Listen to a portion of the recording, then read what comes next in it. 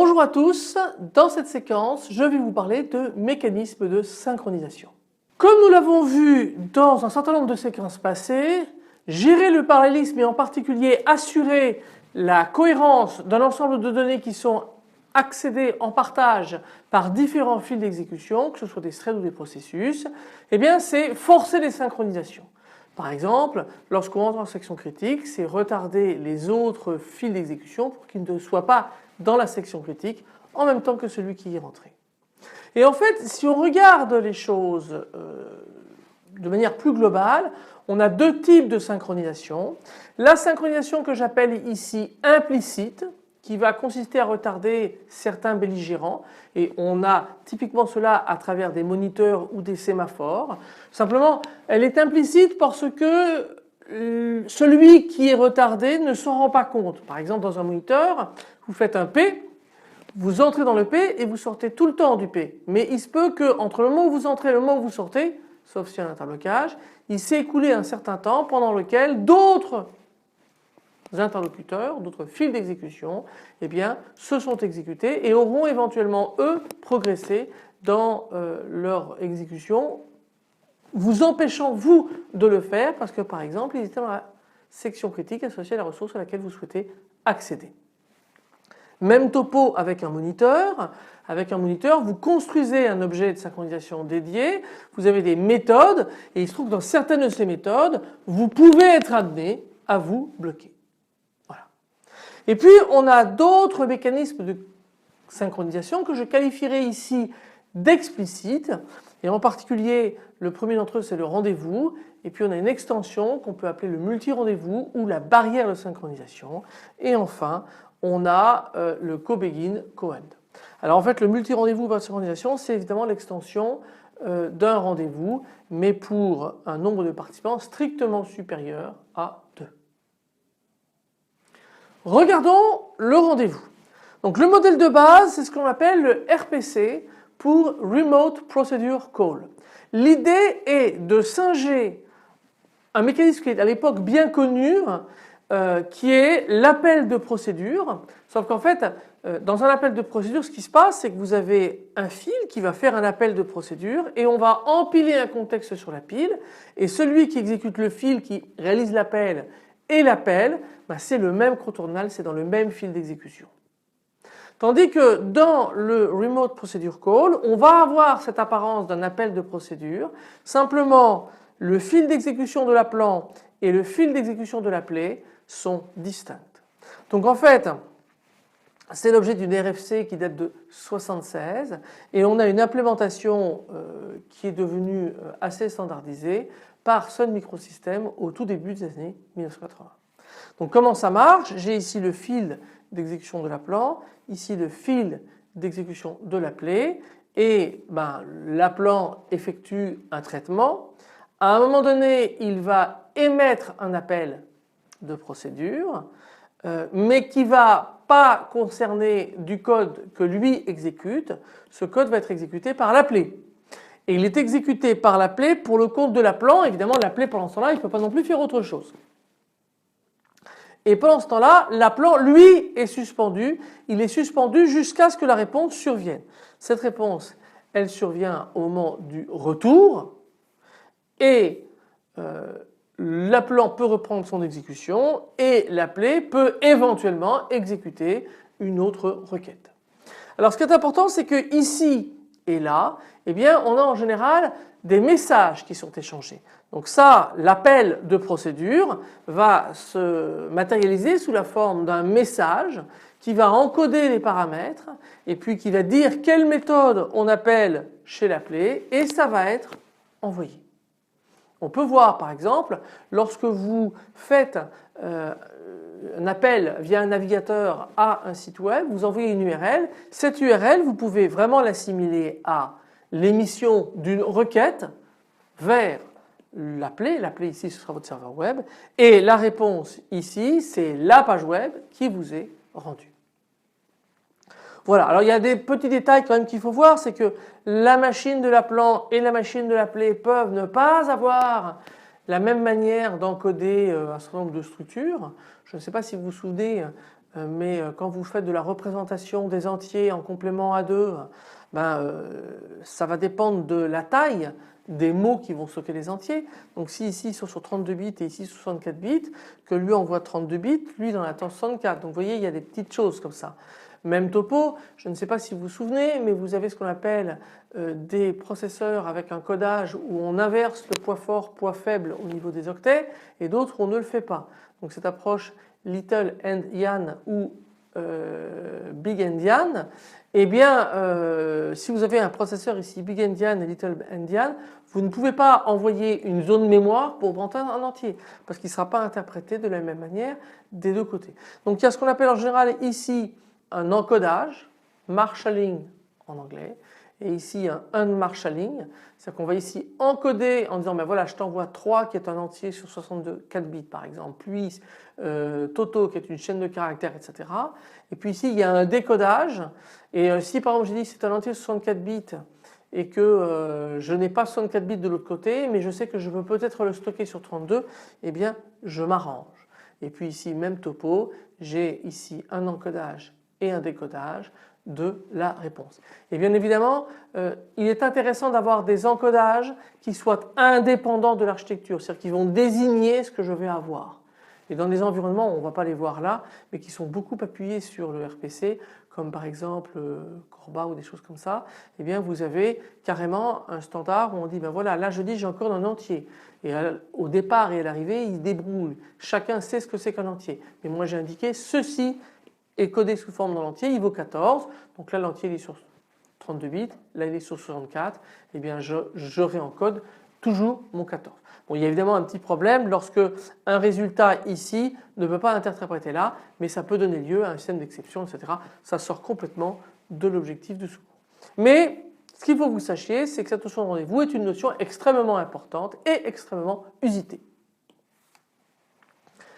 Alors évidemment ce modèle de base, j'ai pris l'exemple d'Internet, c'est la base des protocoles Internet, et puis c'est le modèle de parallélisme de langage qui s'appelle ADA, qui a été créé à la fin des années 70 et qui a été standardisé en 1983. Vous avez des implémentations diverses, en particulier dans la façon de transmettre les messages. Les messages peuvent être transmis sous forme de paquets réseau, simplement, ou si vous êtes avec deux processus ou deux threads qui sont sur la même machine, ça peut être de la mémoire partagée. Par exemple, en Java, la mémoire partagée peut prendre la forme d'un array blocking queue. C'est une forme un peu sophistiquée de communication, mais finalement c'est une file de messages.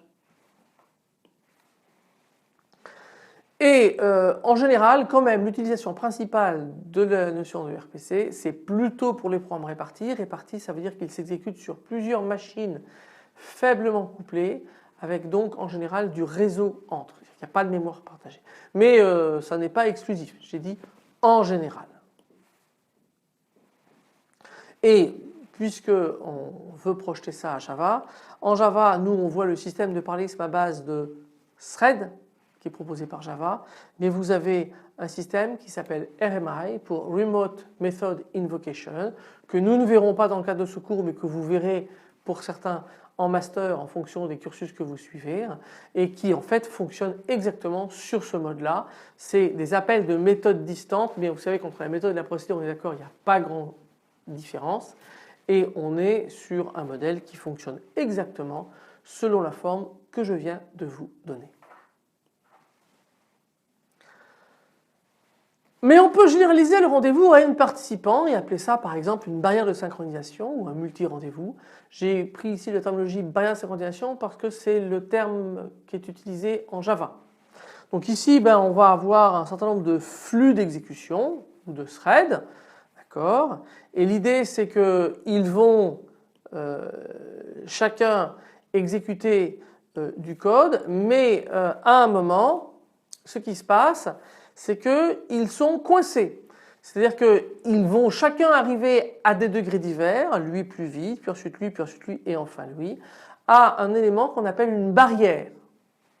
Et cette barrière, en fait, elle bloque l'exécution de tout le monde jusqu'à ce qu'ils soient tous arrivés. Donc le dernier qui arrive au point dit de la barrière, eh bien en fait déclenche un point de reprise dans le code où l'ensemble des fils d'exécution peuvent reprendre leur exécution. Voilà. Et c'est pour ça qu'on appelle ça une barrière. C'est un petit peu comme si vous aviez une barrière comme un passage niveau, où en fait les gens ils arrivent mais on décide de n'en faire passer que lorsqu'il y en a n qui sont arrivés. Le nème qui arrive permet à la barrière de s'ouvrir, à ce moment-là les n passent et la barrière se referme. Alors ce qui est intéressant, c'est qu'on peut simplement dire voilà, la barrière elle va provoquer une synchronisation. Je ne redémarque que lorsque tout le monde a effectué ses calculs, ne serait-ce que parce que par exemple ici je peux avoir besoin des calculs fournis par ce qui s'était passé dans les phases en amont des différentes threads. Mais je peux également exécuter du code au nom de tous au moment où je passe la barrière. Donc avant que les différents fils d'exécution reprennent leur exécution, eh bien, il y a cette portion de code qui est exécutée. Et finalement, si on regarde les choses, le rendez-vous est un cas particulier sémantiquement, même si bien évidemment je vous l'ai présenté de façon très différente, parce que l'idée c'est que cette portion de code exécutée au nom de tous, vous avez vu dans mon transparent précédent, elle est en fait exécutée par l'appelé quelque part au nom de l'appelant et de l'appelé. Donc on retrouve un petit peu cette idée-là. Et en Java, on a deux objets qui nous permettent de faire ça, le countdown latch et le cyclic barrière. Et nous allons, dans les séquences ultérieures, regarder le cyclic barrière. On a une autre manière de faire de la synchronisation avec ce qu'on appelle le co-begin co-end. C'est un modèle qui est assez ancien, qui est moins usité, mais qui ressemble un peu à la barre de synchronisation. Donc l'idée c'est que j'ai ici à un moment une thread, et puis cette thread, que va-t-elle faire? Elle s'exécute et elle va lancer dans ce qu'on appelle un co-begin un certain nombre de traitements en parallèle. Et donc ces traitements ils vont s'exécuter avec des durées diverses bien évidemment, et ce qui va se passer c'est que par contre je ne peux reprendre la suite que lorsque l'ensemble de ces traitements ont terminé leur exécution. Et donc ceci est ce qu'on appellerait un point de reprise. Donc je peux avoir des durées de code qui sont variables, mais je ne reprends l'exécution ici que lorsque tous se sont terminés. Typiquement parce que je peux avoir besoin de lancer des calculs en parallèle, dont ici j'exploite le résultat. En ADA, on trouve ce mécanisme, donc c'est un regard dont je vous ai déjà parlé plusieurs fois, y compris au transparent précédent. Donc les tâches créées dans un bloc ont un comportement, elles sont toutes créées au niveau du begin de ce bloc et au end de ce bloc, on ne peut sortir du end que si elles sont toutes terminées, donc c'est archi classique, on retrouve cette implémentation-là. Dans des langages comme OCaml ou CSP, OCaml c'est un langage pour un objet qui s'appelle transputer, je vous donne ici un exemple, vous avez deux instructions principales qui sont par et sec. Donc par veut dire j'exécute A en parallèle de sec B puis C et par D plus E et puis F. Et vous voyez en fait c'est un langage pour lequel j'avais une indentation à chaque fois que j'ajoutais une structure de contrôle de type séquentiel ou de type parallèle. Voilà. Et puis en CSP vous avez l'équivalent avec le crochet et puis les barres de Schaeffer. CSP ça veut dire Communicating Sequential Process et si je ne m'abuse c'est un langage qui a été théorisé et défini par Orr aussi, celui qui vous a torturé avec les moniteurs, enfin celui qui a permis plutôt que l'on vous torture avec les moniteurs. En Java il y a un système qu'on ne verra pas et qui s'appelle le for join pool, c'est juste que c'est un problème de temps, on n'a pas le temps de pratiquer derrière, mais vous avez donc le moyen de mettre en œuvre cette technique de co-begin co-end avec donc une synchronisation explicite entre vos différents flux d'exécution. Que dire en guise de conclusion? Eh bien vous avez des systèmes synchrones et asynchrones. Alors un système synchrone c'est un système qui est cadencé. Par exemple, c'est un petit peu comme si j'exécutais tous les éléments qui étaient en parallèle dans mon système à chaque fois entre un co-begin et un co-end. Et ce co-begin et un co-end par exemple dans un cœur de processeur ou dans un processeur monocœur, un vieux processeur donc, il peut être cadencé par un tic d'horloge. Okay, et voilà. Asynchrone, eh bien, on est typiquement dans une configuration de type Internet où là, vous avez des messages qui peuvent être retardés de manière plus ou moins arbitraire et vous ne pouvez pas fixer de garantie sur l'arrivée d'un événement. Et puis vous avez également une version un peu intermédiaire où le système est dit synchronisé. Par exemple, le RPC, c'est un système de synchronisation. C'est-à-dire que j'ai bien un appelant, un appelé qui s'exécute sur deux machines différentes. Donc par exemple, typiquement, je ne peux pas avoir de tic d'horloge, mais je vais avoir ici un moyen de faire du synchrone avec de l'asynchrone. En gros, si on regarde les choses du plus simple au plus complexe, on va bien évidemment avoir les programmes séquentiels. Ça peut déjà être compliqué, hein, bien sûr. Je n'ai pas dit que c'était facile. J'ai dit plus simple. Ensuite, on a les programmes qui sont synchrones. Il y a un certain nombre de choses liées à ce battement qui simplifient. C'est-à-dire qu'en fait, vous n'avez à voir la portée du parallélisme que sur entre deux tops d'horloge. Ensuite, vous avez le synchronisé et enfin, vous avez l'asynchrone ayant comme particularité d'engendrer une quantité d'exécution possible pour un nombre de fils d'exécution donné beaucoup plus élevé que les autres mécaniques. Voilà, je vous remercie de votre attention. À bientôt.